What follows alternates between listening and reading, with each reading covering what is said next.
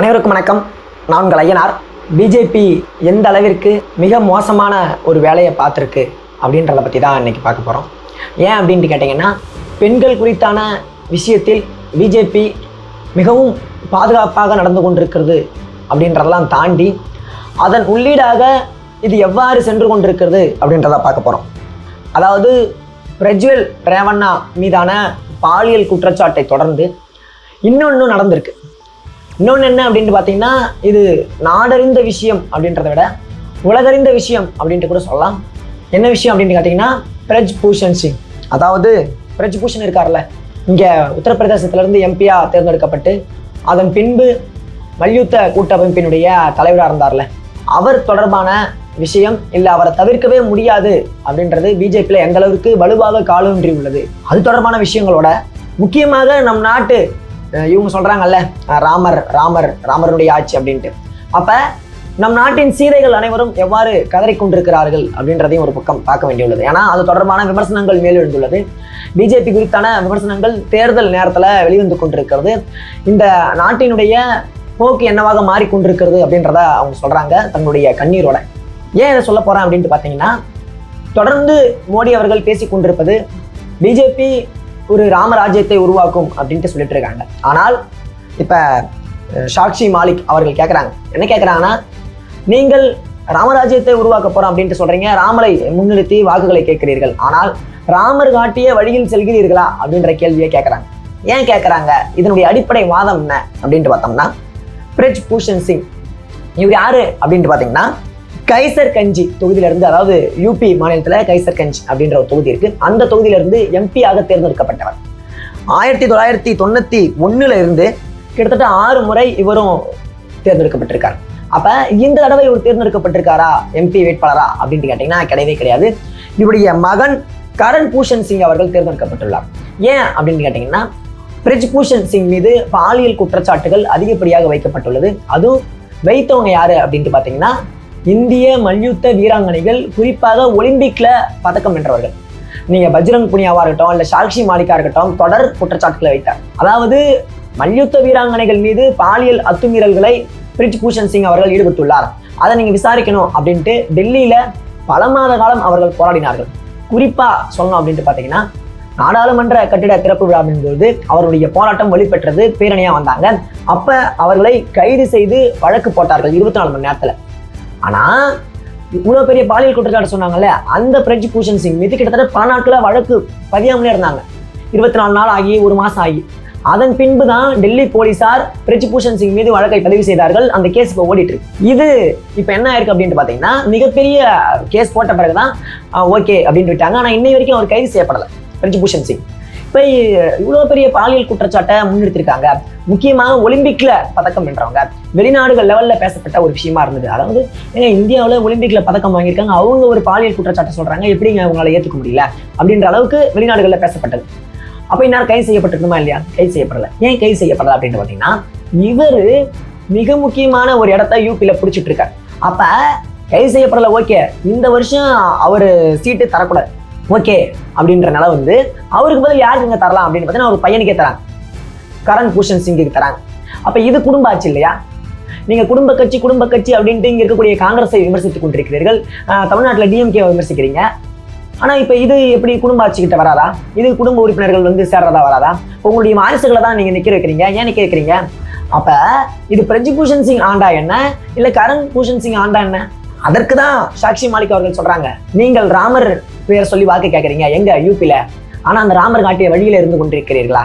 இந்த பெண்களுக்கு என்ன விதமான நியாயம் கிடைத்தது? இன்னை வரைக்கும் பிரஜ் பூஷன் சிங் அவர்கள் கைது செய்யப்படலையா? ஏன் அந்த விசாரணை மேம்படுத்த மாட்டீங்க அப்படின்னு கேட்கறாங்க. சரி, ஏன் இப்ப பிஜேபி வந்து இவர் விட்டுலாம்ல, இவரே ஒரு பையனை நிக்க வைக்காத உள்ளால, இவ்வளவு பெரிய பாலியல் குற்றச்சாட்டு, அதுவும் மாநிலத்தை தாண்டி இந்தியா முழுவதும் தெரியக்கூடிய ஒன்றா இருக்கு. பிரஜ் பூஷன் சிங்க இந்திய மல்யுத்த பதவியிலிருந்து விலகிட்டாங்க. ஆனா அவர் பையன் கரண் சிங் இருக்காரு பாத்தீங்களா, அவருக்கு பிப்ரவரி மாதம் தான் யூபியினுடைய மல்யுத்த தலைவரா பதவி கொடுத்திருக்காங்க. இது எந்த அளவுக்கு பாருங்க இம்பாக்ட் ஏற்படுத்திருக்கு அப்படின்ட்டு. ஏன்னா அதாவது கிழக்கு யூபி இருக்குல்ல, கிழக்கு யூபியில இவர் தவிர்க்க முடியாத ஒரு ஆளா தென்படுகிறார். குறிப்பா சொன்னோம் அப்படின்னு பார்த்தீங்கன்னா, கோண்டா, பல்ராம்பூர், பக்கைஸ், இந்த பகுதிகள்லாம், இந்த 3 மாவட்டங்கள்ல இவர் தவிர்க்க முடியாத ஆளு, பிரஜ் பூஷன் சிங்குக்கான வாக்குகள் இன்னும் இருந்து கொண்டிருக்கிறது அப்படின்ட்டு சொல்லப்படுது. இதன் காரணமாக தான் அவரோட பையனை நிக்க வைக்கிறாங்க. இவங்க தாத்தா அந்த காலத்துல இவங்க எப்படி அப்படின்னு பாத்தீங்கன்னா, ஒரு வாரிசு அரசியல். இவங்க மட்டும் பிஜேபி சொல்றாங்க வாரிசு அரசியலே கிடையாது அப்படின்ட்டு. அவங்க தாத்தா 1950 எம்எல்ஏவா இருந்தவர். இப்போ அவருடைய தொடர்ச்சியாக தான் அந்த அளவுக்கு ஒரு காலோச்சிய குடும்பமாக இருந்து கொண்டிருக்கிறது. என்னதான் பாலியல் வழக்கு இருந்தாலும் பையனுக்கு தான் நான் கொடுப்பேன். அவர் சொல்றாரு, எனக்கு அவர் தான் கடைசி வரைக்கும் போராடினார். யாரு? பிரிஜ்பூஷன் சிங் எனக்கு கிடைக்க வேண்டும் போராடினாரு. இல்ல அப்படின்ற பட்சத்துல தான் அவன் பையனுக்கு. ஏன் அவங்க தவிர்த்து வேற ஆளு யாருமே பிஜேபியில் இல்லையா? கைசர்கஞ்ச் தொகுதியில வேற யாருமே பிஜேபி சேர்ந்தவர்கள் இல்லையா அப்படின்ற ஒரு கேள்வி வருது. இல்லை, இப்ப பிஜேபி தங்களுடைய கட்சிக்காரர்களுக்கு ஒரு நீதியையும் எதிர்கட்சிக்காரர்களுக்கு ஒரு நீதியும் தான் வழங்கி கொண்டிருக்கிறா. ராகுல் காந்தி அதான கேள்வி எழுப்புறாரு. யாரு இங்க பிரஜ்வல் ரேவண்ணா மீது கர்நாடகத்தில் அதான கேள்வி எழுப்புறாரு. ஏங்க அவர் செஞ்சது ஒரு ரேப்பு இல்லை, மாஸ் ரேப் அப்படின்ட்டு ராகுல் காந்தி குற்றம் சுமத்துறாரு. அதாவது ஒரு சம்பவத்துல பாலியல் வல்லுறவு சம்பவத்தில் ஈடுபட்டு இருந்தா அது ரேப்பு அப்படின்னு சொல்லலாம், ஓகே. ஆனா பல ஆயிரக்கணக்கு 2800 வீடியோ இருக்கு.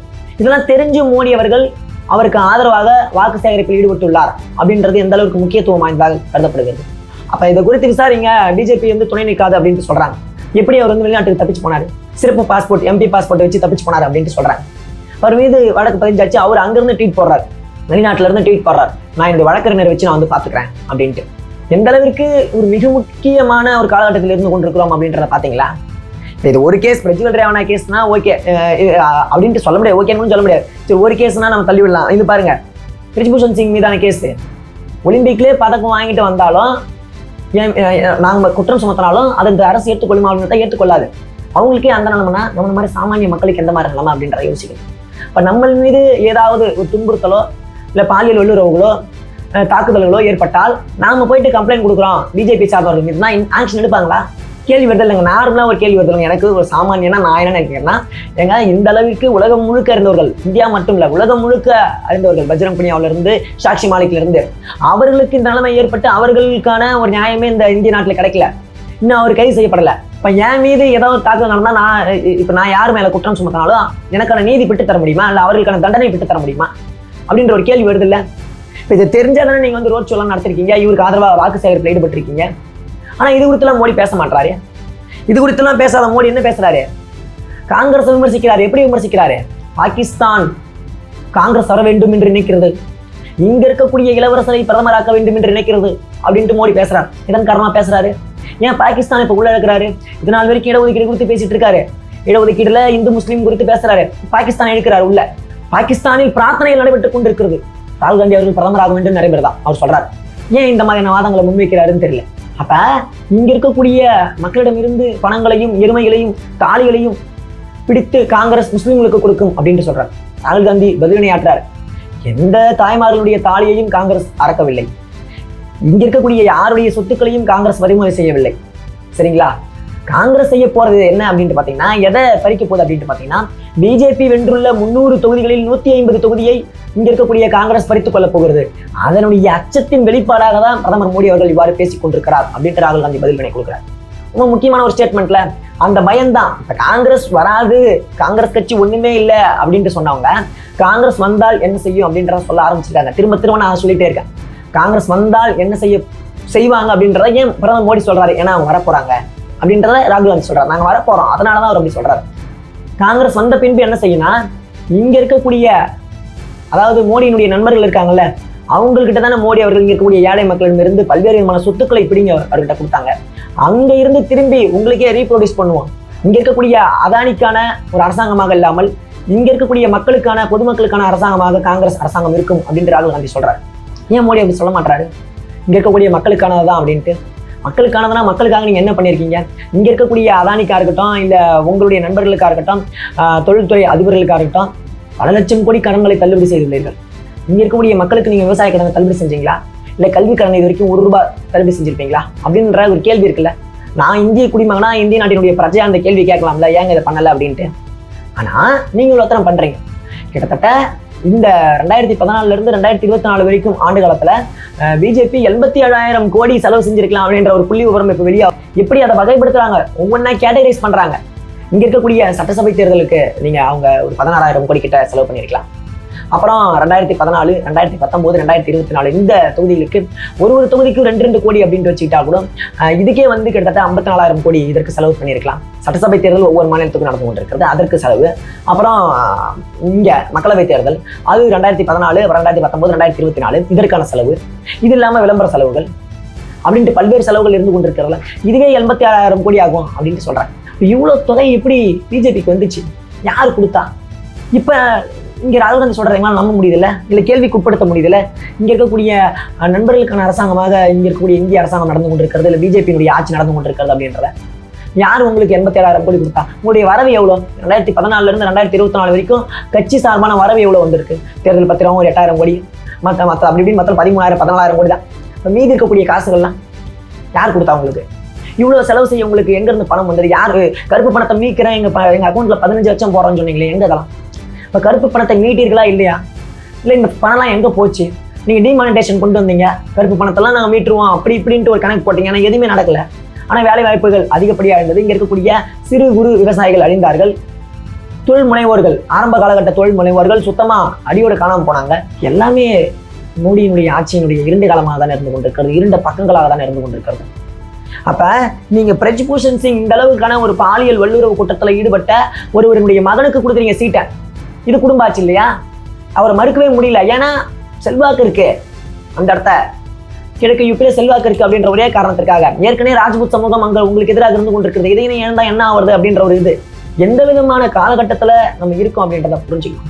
இதெல்லாம் தவிர்த்து பிஜேபி காங்கிரஸை மத ரீதியாக இல்ல இப்ப நாடு ரீதியா பாகிஸ்தான் அப்படி இப்படின்ட்டு சொல்றாங்க. ஏன் இந்த அளவுக்கு?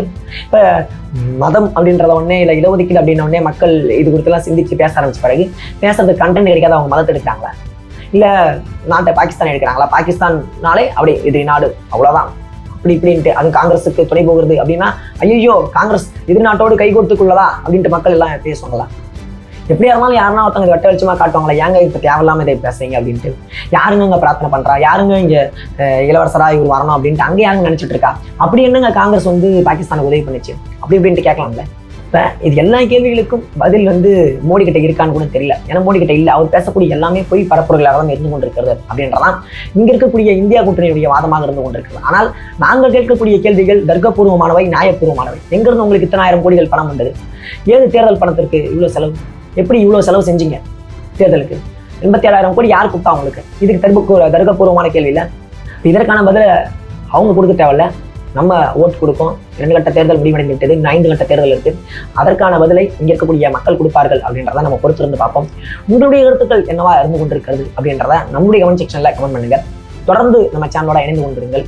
நம்ம சேனலை சப்ஸ்கிரைப் பண்ணிடுங்க, உங்க நண்பர்களுக்கும் ஷேர் பண்ணுங்க. நன்றி, வணக்கம்.